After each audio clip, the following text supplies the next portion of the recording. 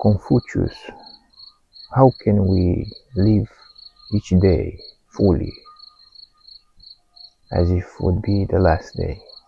Alex, to live each day fully, as if it were our last, is not to indulge in haste or desire, but to walk in the way of heaven, Tiandao, with reverence, duty, and sincerity. The Master said, "Is it not a pleasure to learn, and when it is timely, to practice what you have learned?" Thus, the fullness of a day is not measured by how much we consume or achieve, but by how deeply we live in accordance with Ren's benevolence and with proper conduct. Li, let me show you the way in 6 parts. 1. Rise in stillness and intention. Begin your day not in noise, but in quiet self-examination. Ask, what is my duty today? Who can I serve? What can I correct in myself? Each day I examine myself on 3 points. Whether I have been unfaithful in my work for others, whether I have been untrustworthy in my dealings with friends, whether I have failed to practice what has been passed down to me. 2. Fulfill your roles with sincerity. Do not neglect your station, however humble. The son must be filial, the friend loyal, the leader just. To live well is to perform one's role with excellence and heart. Let the ruler be a ruler, the subject a subject, the father a father, the son a son. Analects 12:11. 3. Speak with integrity. Let every word today be true. Let no lie, flattery, or careless remark escape your lips. Speak as if your words are the last the world will hear from you. The gentleman is ashamed to let his words outstrip his deeds. 4. Do what is right, not what is easy. A full life is not without difficulty. You must choose righteousness, over gain, even when unseen by others. The Master said, "The gentleman understands what is moral. The small man understands what is profitable." 5. Leave behind virtue, not possessions. Ask not what you can take from the day, but what you can give. Plant virtue in your deeds so others may find shade in your example. To be able to practice 5 things everywhere under heaven constitutes perfect virtue, gravity, generosity of soul, sincerity, earnestness, and kindness. 6. Reflect at day's end before sleep. Ask, did I act with Ren? Did I fulfill my duties? Did I leave harmony behind me? If your conscience is clean and your heart at peace, then the day has not been wasted, no matter how short. If a man keeps cherishing his old knowledge, so as continually to be acquiring new, he may be a teacher of others. Thus, my friend, to live as if it were your last day is not to grasp at the fleeting. It is to act as if the heavens themselves are watching, and your heart is the measure of time. How do we know that what we are doing it's the right path and we are not on a wrong path? Alexandru, a noble question. To know whether one walks the right path is not always answered by voices outside, but by the quiet judgment of heaven, Tian, and the clarity of one's own heart, Xin. I taught not a rigid doctrine, but a method of self-examination grounded in virtue, Bi, ritual propriety, Li, and the pursuit of benevolence, Ren. 1. The right path aligns with Ren, humaneness, benevolence. The Master said, "If in the morning you hear the way, Tao, you may die in the evening without regret. If your actions cultivate compassion, serve others without selfish aim, and leave harmony in their wake, then you are near the way." 2. The right path respects Lai, right conduct and ritual. Respectfulness without the rules of propriety becomes laborious bustle. Even a good intention must be carried out with dignity, with awareness of time, place, and relationship. If your way disregards harmony, it may not be right, even if it feels bold. 3. The right path brings peace to the heart, even in difficulty. The superior man is at peace, even in poverty. The inferior man is restless, even in wealth. If your path demands sacrifice but leaves your conscience clear, it is a righteous road. If it grants riches but burdens your heart, it is not. 4. The right path endures the test of reflection. When we see men of worth, we should think of equaling them. When we see men of a contrary character, we should turn inwards and examine ourselves. Ask, would a noble man walk this path? Would I be proud if my child followed in these steps? 5. The right path does not seek immediate gain. The gentleman is ashamed to let his words outstrip his deeds. If the path you walk requires no patience, no discipline, and promises only profit, be wary. What is quick to grow often withers fastest. 6. The right path serves more than the self. The Master said, to be able to judge others by what is in yourself, then you are not far from the way. If your actions consider the well-being of others, not just yourself, and if your success uplifts rather than diminishes, then your feet are set on solid ground. If still in doubt, return to silence and reflection. Ask yourself daily, did I act with Ren? Did I preserve Li? Did I choose Yi, righteousness, even when it cost me? If you can answer yes, the way is beneath your feet. I see, but how do we align with what we need to do, to be the most efficient as possible and to be in flow with the universe and with accomplishing our mission? Alexandru, this is the deeper question. Not only what is right, but how do I align with it so fully that I move with grace like water following its course? To be efficient, not in the way of machines, but in the way of heaven, Tiandao, is to become unified in heart, action, and destiny. This is the root of all great accomplishment and of true peace. Let us answer in the spirit of Confucian wisdom. 1. Begin with Cheng, sincerity. The Master said, sincerity is the way of heaven. To think how to be sincere is the way of man. Sincerity is not pretending to be good. It is being undivided inside.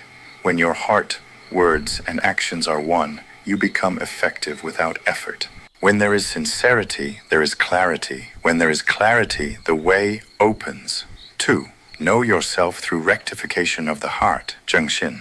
To put the world in order, we must first put the nation in order. To put the nation in order, we must first put the family in order. To put the family in order, we must first cultivate our personal life. We must first set our hearts right. Efficiency and flow begin inside. The disordered man wastes his life chasing distractions. The ordered man does little, but everything he does bears fruit. So first, set your heart in order. 3. Align with heaven's timing, not just your own. The superior man understands destiny. To be in flow is to respect timing. To sow in spring, not winter. Watch the signs. Are doors opening? Are you forcing what resists? The efficient man is not the one who acts always, but the one who acts at the right time. 4. Live in accord with your role. Ming.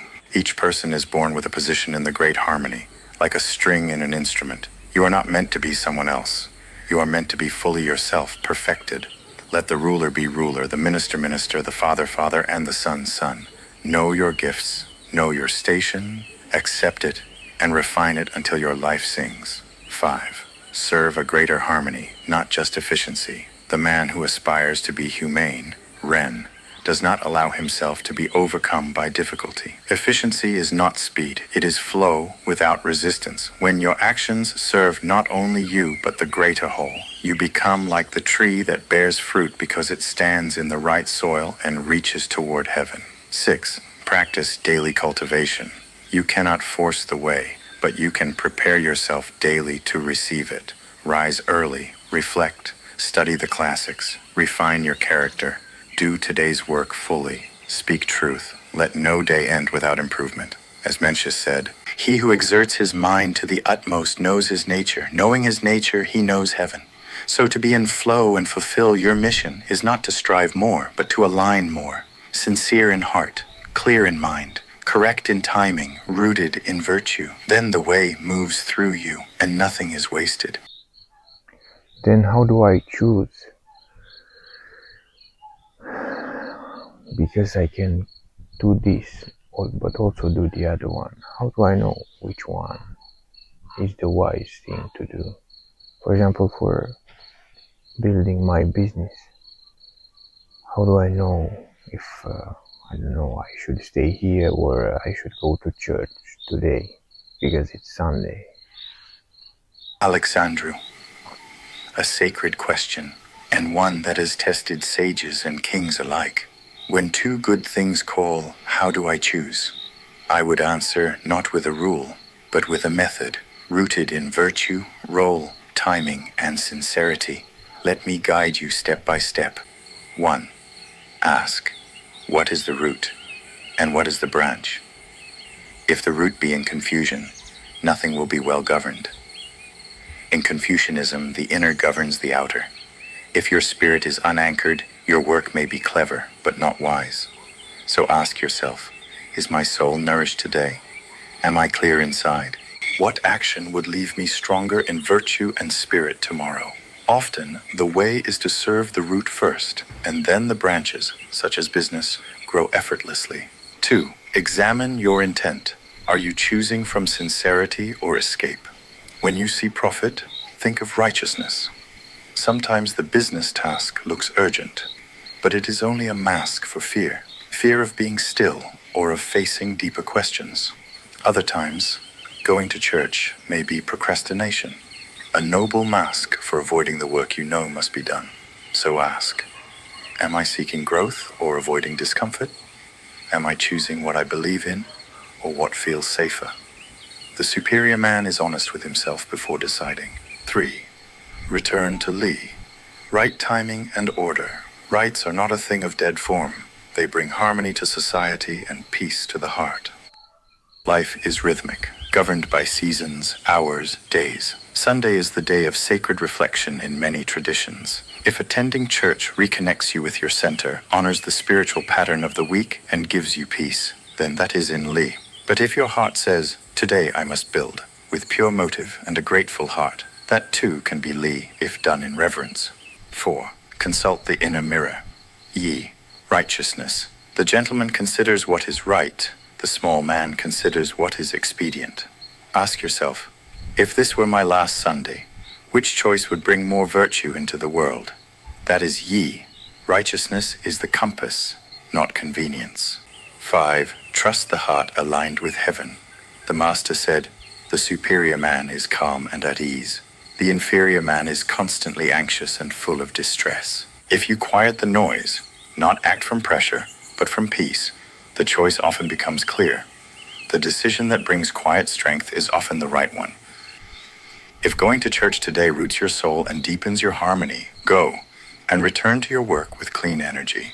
If staying to build is not greed but dedication to a meaningful calling and you honor heaven while you build, then stay and build. Both can be the way, depending on your intention, timing, and sincerity. The way is not found in fixed rules. It is found by tuning the heart to what is right, not just for the moment, but for the soul's long road. So, where I feel more whole, more aligned. But then, how do I align? Alexandru, you have arrived at the center. The master said, is it not a joy to study and constantly practice what you have learned? To align is to bring your thoughts, actions, and purpose into harmony with yourself, with others, and with the greater order of heaven, Tian. Alignment is not a single act, but a continual return to your center. Here is how to do it step by step, the Confucian way. 1. Begin with quiet reflection, Jing. Alignment starts not by doing, but by listening to your heart, Shin, and to heaven's subtle voice within. When a man's knowledge is sufficient to attain, and yet he does not attain, the cause is in his not thinking. Practice. Each morning, sit in silence. Ask, who am I becoming? What do I feel truly called to today? What is the most virtuous path in front of me? Let stillness reveal the answer.